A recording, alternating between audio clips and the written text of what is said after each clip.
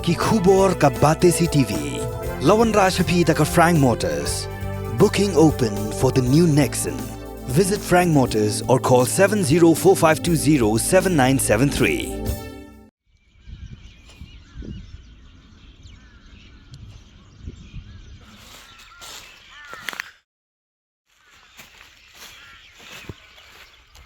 Wibru buju nak belum ditinjat bat bilar hak steps kin sejan kalai trek urampang araja pusau kat bodan hitam ki tiarjat kensan lo chatip im hak jing tua ka syndrome blalum thop hamarten bor bedik mi hamarten war hadi miklatip ikin ki jing jaru kimshinale aa hende kita sedang menta benwa de kemet jong bru blatip kerteng ku ba marshal marwen ublalai post nam karta ya uni orang ba bla chatip im hak syndrome ampala setia banyo sei kat hadu blapin mi ya kani ka khubor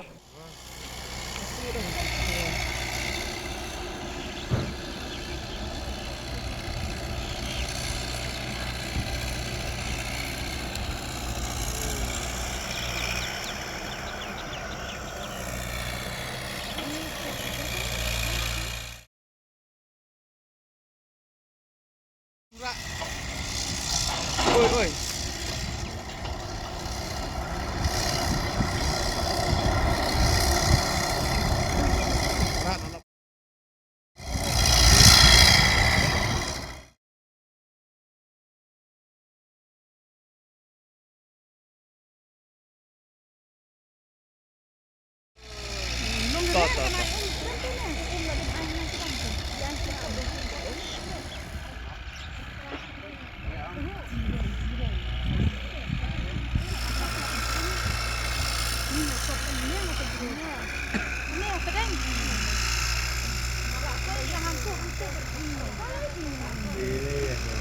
Siap.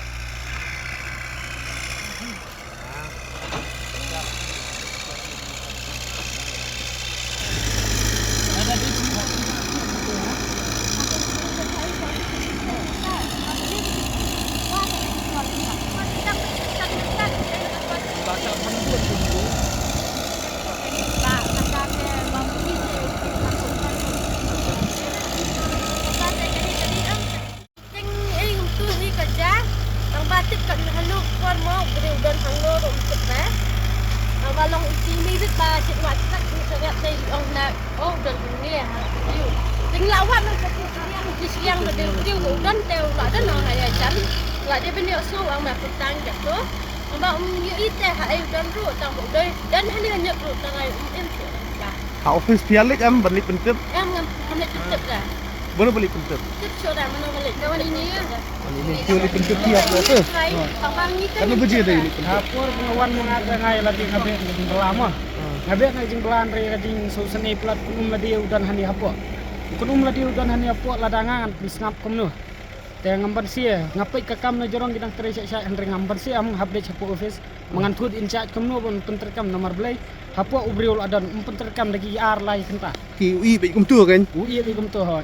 Andangi ni la alit mi hapo ke office usah sedang penterkam. Acha. Kat pentep long 4 euro. Kabung 4 pentep 4 penterkam. Songai tiba ada GCB haba tip sino dan brina dan do siapa nama ngim dan tempat tres siapa dan nombor tres hajrang pada ni sitrai namba ubriul ada dan nem dan siapa dan tip sana haba ubriul wanang ni satai jupun ira ba wanam wan siapa dengan tip sana ngi